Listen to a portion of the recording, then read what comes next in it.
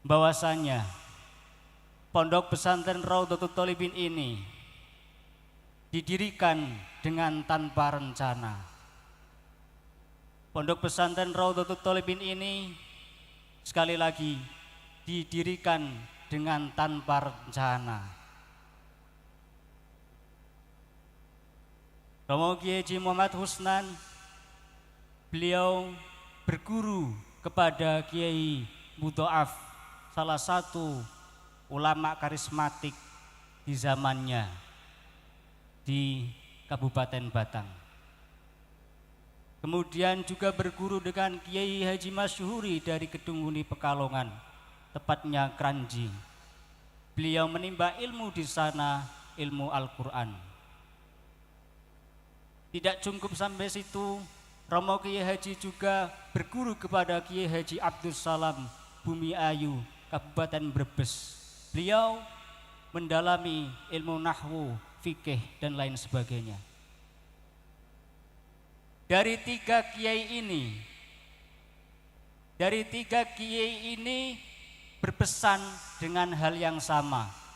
Nyun sewu, Husnan, besok nek wis ning omah mulango ngaji, mulango Al-Quran.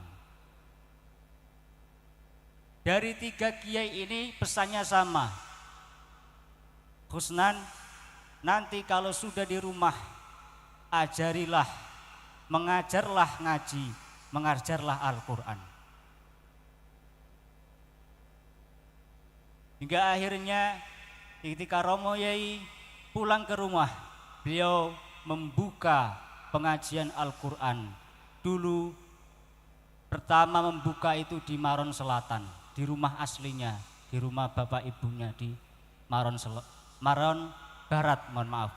Barat. Setelah sampai 1992, Romo Kiai pindah di Maron Selatan ini. Karena dulu Romo Yai salah satu dari Yai yang cukup disegani, banyak yang menitipkan anak-anaknya untuk mengaji di Romo Yai. Sampai di tangga-tangga desa Binangun, Wonodadi, Sumber, Kedung Malang, dulu awalnya ngaji di sini. Karena hanya ada ngaji dan tidak ada nama, maka ada yang berpendapat bagusnya ini dibuat nama. Kegiatan belajar mengajar ini dibuat nama. Akhirnya dibentuklah nama itu TPQ Asmaul Husna. Pada tahun 1997. Terus berlanjut, karena banyaknya santri dari luar desa, akhirnya banyak yang tidak langsung pulang karena dulu itu kan masih peteng, wedi, nek langsung bali. Akhirnya nginepnya ya di tempat ngaji itu. Karena melihat dengan sedemikian, Romo Yai juga berpikir bagaimana biar tidurnya lebih nyaman. Akhirnya diberi atau dibangunkan satu kamar yang berada di sisinya di tempat pengajian itu untuk bermalam para santri yang di tetangga desa. Hingga akhirnya ada 2 santri dari Batang kemari untuk menitipkan atau ingin mengabdi, ingin mengaji kepada Romo Kiai. Dan disinilah mula-mulanya pondok pesantren itu didirikan. Dan itu pun dari banyak tokoh masyarakat, daripada masyarakat di sekitarnya, semuanya ikut berpartisipasi untuk membangun pondok pesantren Raudhatul Thalibin ini. Itu sekitar tahun 1999. Dan pada akhirnya pondok pesantren ini didaftarkan. Kemen guyu Mas Ude. Didaftarkan ke Kemenak, kementerian supaya terdaftar di pemerintahan, tepatnya pada tanggal 12 Februari tahun 2000.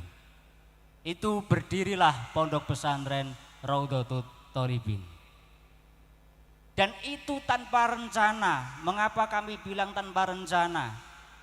Karena dengan adanya kondisi hingga akhirnya terbentuknya pondok pesantren itu karena kondisi.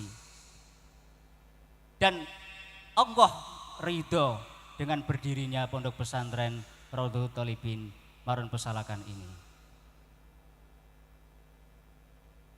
Dan sampai akhirnya pada tahun sekitar 2009-10 ini kalangan pondok pesantren ini jatuh. Arti jatuh itu melorot, artinya kemerosotan untuk para santri atau pondok-pondok itu merosot sekali pada waktu itu.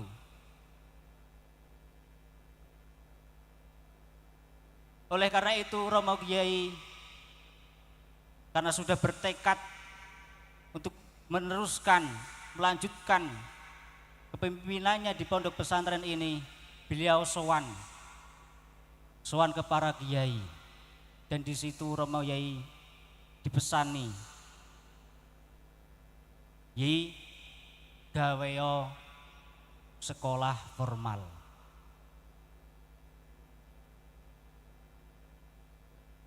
Akhirnya pada tahun 2011-2012 dengan upaya dengan para tokoh masyarakat, Bapak Kepala Desa, Bapak Sugeng Raharjo dan lain sebagainya, Bapak mulai, pokoknya tokoh-tokoh masyarakat di Desa Pesalakan ini semuanya ikut andil untuk mendirikan MTS Miftahul Hidayah ini.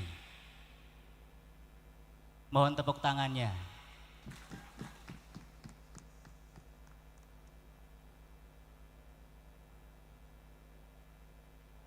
Dan masih berlanjut lagi. Setelah beberapa tahun, akhirnya MTS meluluskan para siswanya.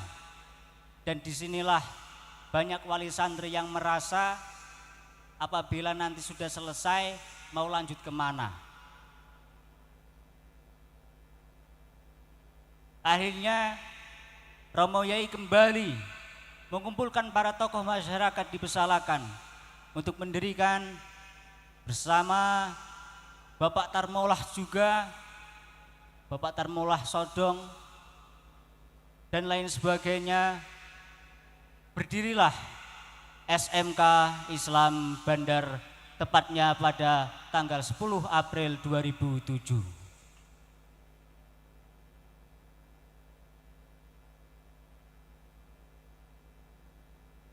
Terus berlanjut, ketika itu saya masih di pondok dan pulang itu pada tahun 2015. Jadi pengajaran dulu itu memakai model sorogan tanpa kelas. Akhirnya saya telah diwisuda tahun 2015, saya ke rumah, semua KBM itu saya tiru dari Pondok Pesantren Apik Kauman Kaliwungu Kendal, yang mana saya dirikan dengan ridho Romo Kiai, yaitu MSRT atau Madrasah Salafiyah Raudhatul Thalibin. Dengan pengajarannya itu sama persis seperti Pondok Pesantren Apik Kauman Kaliwungu Kendal. masih berlanjut Bapak Ibu. Dan ketika tahun 2021, alhamdulillah saya berjodoh dengan anak Tegal, ya istriku sendiri. Nggih punika ning Irnai Afna.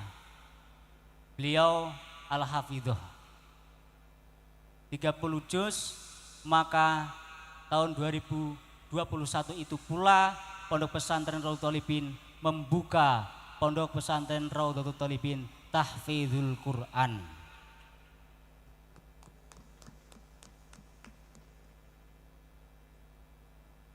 Hingga pada akhirnya semua dari awal sampai saat ini, inilah tidak serta-merta kami saja yang bisa membuat sedemikian. Tentunya ini atas bantuan baik tenaga, materi dan lain sebagainya, tentunya daripada masyarakat Desa Pesalakan dan orang-orang di luar sana. Karena pembebasan tanah ini semuanya telah diwakafkan untuk Desa Pesalakan.